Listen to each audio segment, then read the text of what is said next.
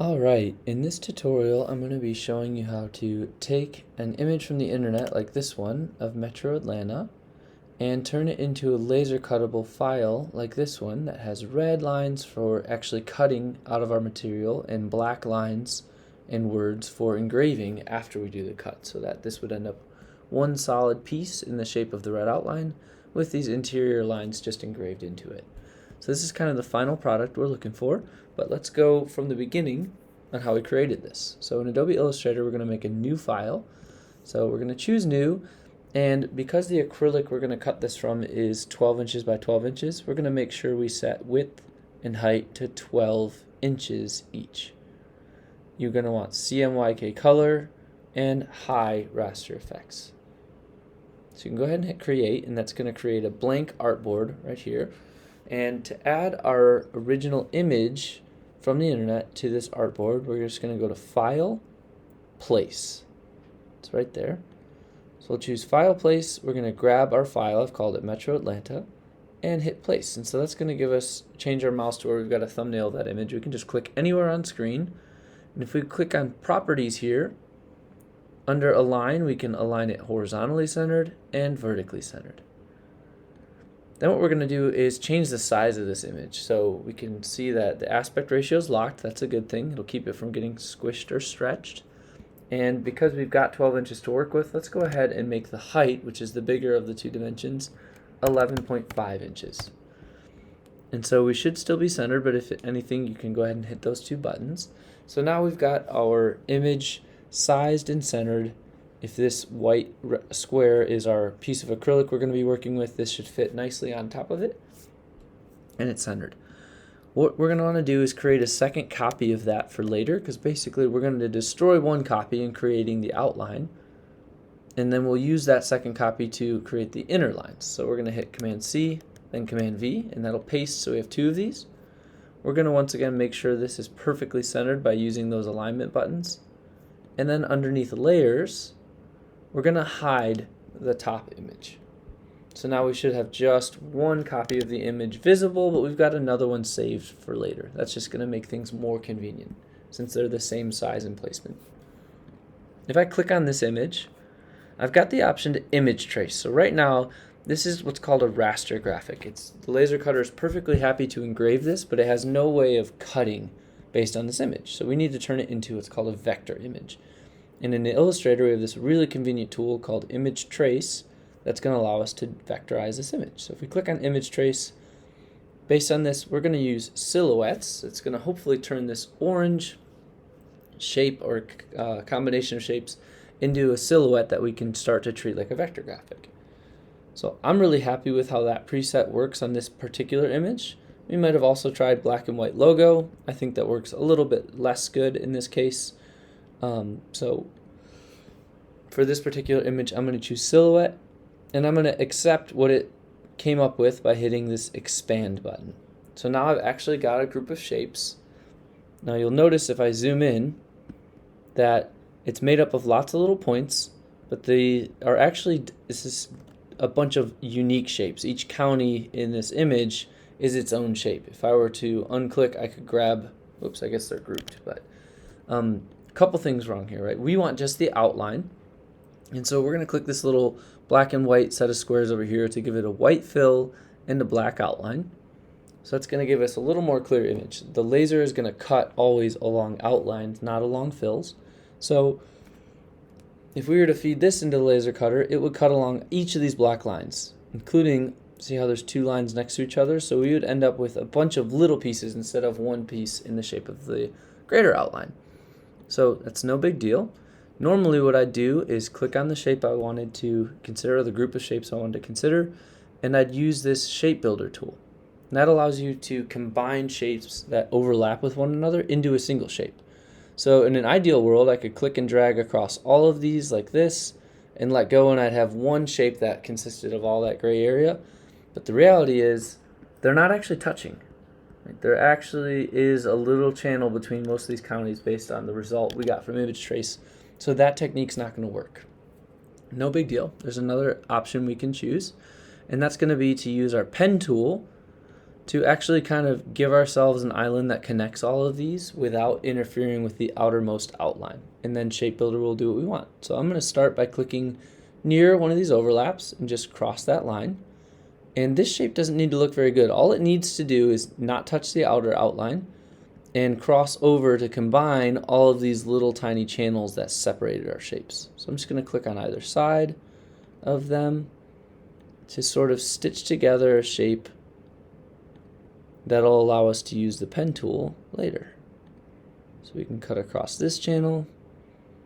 The inner ones don't matter whatsoever because we're just creating that outermost outline for laser cutting later. And so we can combine these two, and now we've got this inner shape kind of masking the other stuff.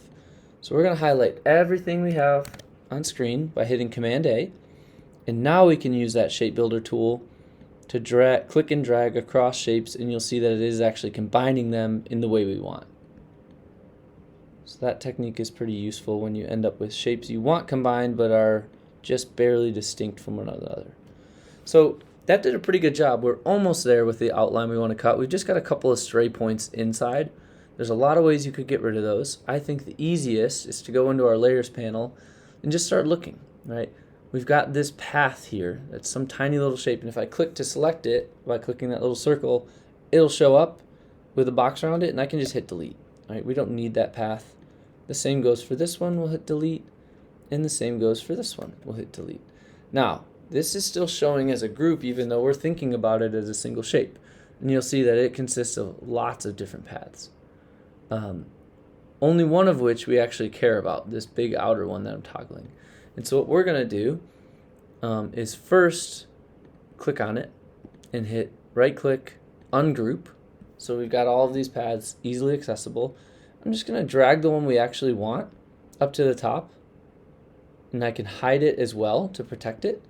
And now I should be able to hit Command A, and it's going to highlight all of the visible little pieces that are left behind, these tiny little pieces of scrap from our process, and we can just hit delete. I can re-show by clicking on the eyeball again, and our path comes back. Now it's still a compound path, and you'll notice I've still got these little flecks inside of it that I don't want with the laser cutter.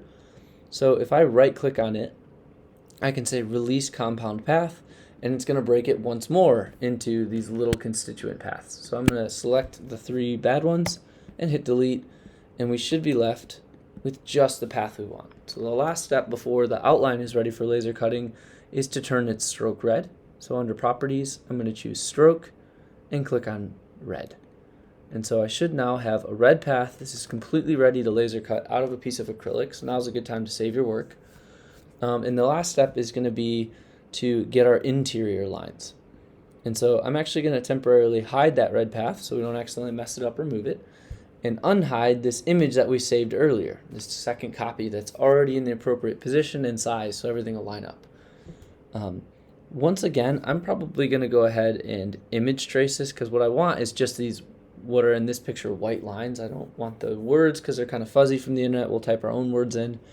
Also, this Fulton County extends up to here, and we want to probably put the word Fulton up there. So once more, we'll use image trace silhouettes. We should get the same exact result because it's the same exact image. We'll click to expand. And now what we want to do is click our black and white button again. It's going to give us this familiar shape where we have white fill and black outlines. And I'm going to go ahead and just make the stroke on these thicker by clicking this increase button. And that'll give us a little bit thicker lines when we go to engrave. It just might be more visually appealing. The last thing I would probably change is, I don't know if you see in here, but there's a couple of spots where there's a sharp change in the line, and it's made these little spines. I don't really like the way they look, so I might click once on my shape, click on the word stroke, and then change the corner instead of a miter join to a round join. And that's going to smooth out those little stabby looking parts. So now we've got a pretty good interior map of Atlanta. In some places it looks a little thicker because we actually have two very narrow, or lines very narrowly missing each other, but that's not bad. So to combine these into a way we can send it into laser as one job, let's unhide our red path. And you'll notice nothing visually changed. But if I select it, by clicking on the word path, I can drag it up above this group and make it in front. Now that hides our lines, so let's go ahead and with that path selected, change the fill from white to transparent. So now we've actually got a thin red line that sits in front. The laser needs to be able to see that red line. And if we click on that one, let's make sure, yeah, we have the red one. We can also thicken its stroke. Now there's really no reason to thicken its stroke. The laser is going to follow only the theoretical infinitely thin blue line that actually defines the shape. But if it helps you in terms of your brain to visualize it, the red is getting cut, the black is getting engraved. This would actually result in the black in these little overlap areas not getting engraved. And so just because the red is covering them up, I might shrink that down to like 3 point, maybe 4 point on the red. But that looks pretty good. So again, we're in a pretty good shape with what's going to be cut and the black will be engraved. The last step would be to grab our text tool or to hit T, click somewhere and start typing in the names of the counties. So we could start up here with Cherokee County. And then with that selected, I would probably center it, change the font, and make it a little bigger. That's going to be up to you. You can always hold shift and drag from the corner to keep the aspect ratio.